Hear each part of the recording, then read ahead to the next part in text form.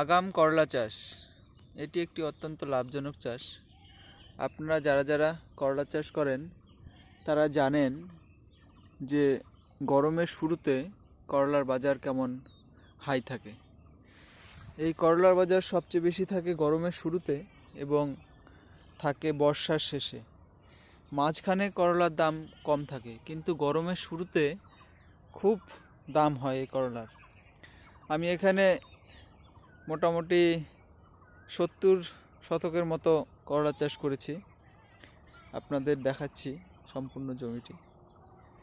এখানে আমার করলা গাছের অবস্থা এই যে এইরকম। এখন থেকে চাপান সার দেওয়ার শুরু করতে হবে।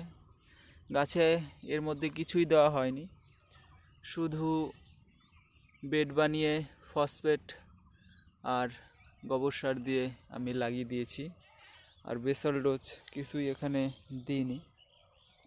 এখন দুপাশে লাঙল টেনে তারপরে চাপান সার দেব।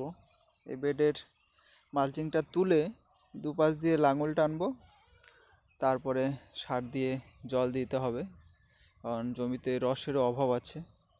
রস কম হলে গাছ বাড়বে না।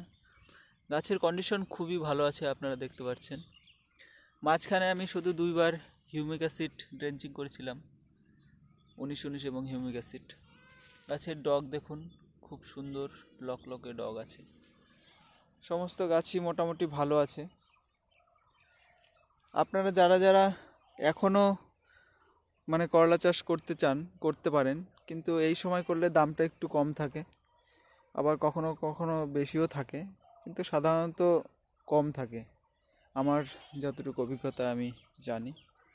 তা আপনারা যারা যারা করলা লাগিয়ে ফেলেছেন তারা করলার পরিচর্যা করুন। আমাদের উত্তরবঙ্গের কথা বলি, উত্তরবঙ্গে যে ওয়েদার, এই ওয়েদারে এই চৈত্র বৈশাখ মাসে করলায় সেরকম কোনো রোগ ব্যাধি দেখা যায় না।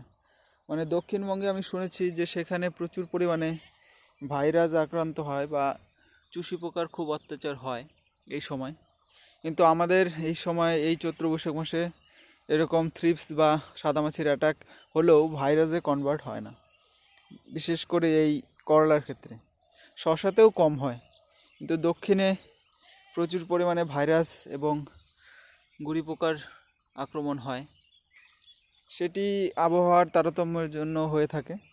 আপনারা সেই বিষয়টি লক্ষ্য রেখে চাষ করবেন, কারণ ওয়েদারের ওপর অনেক কিছু ডিপেন্ড করে। ওয়েদার যদি ভালো না হয় তাহলে আপনি যতই যা চাষ করুন সেটি ভালো হবে না। ওই হিসাবেই আপনারা চাষ করবেন। এখানে আমি চাপান সারের মধ্যে ব্যবহার করব 10-26, জিঙ্ক এবং বোরন বিঘা প্রতি 2 কিলো করে, আর সঙ্গে হিউমিক অ্যাসিড দেবো 2 কিলো। আর বেশি কিছু এখানে দেব না। এই জমিতে করলাতে অত সার লাগে না, আমি যতদূর জানি করলার সার একটু কম কমই লাগে। ওই হিসাবে এগুলো দিলেই যথেষ্ট।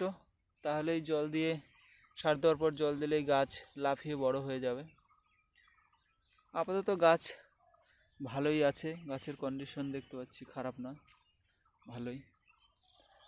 পরিচর্যার মধ্যে কিছুই করিনি, শুধু লাগিয়ে 2বার ড্রেঞ্চিং করেছি আর 1বার স্প্রে করেছি জাম্প এবং অ্যাডবার, যেটির জন্য গুড়ি পোকার কন্ট্রোলের জন্য, আর সাব পাউডার স্প্রে করেছি। এতটুকু স্প্রে, আর কিছু স্প্রে করা হয়নি। এখন আরেকদিন স্প্রে করতে হবে, জাম্পই করব আরেকদিনও, কারণ এইখানে আপনাদের প্রথমে বললাম যে সেরকমভাবে কোনো পোকার অত্যাচার হয় না। তা ভালো থাকবেন সবাই, এটি আপডেট দেওয়া ছিল। ধন্যবাদ।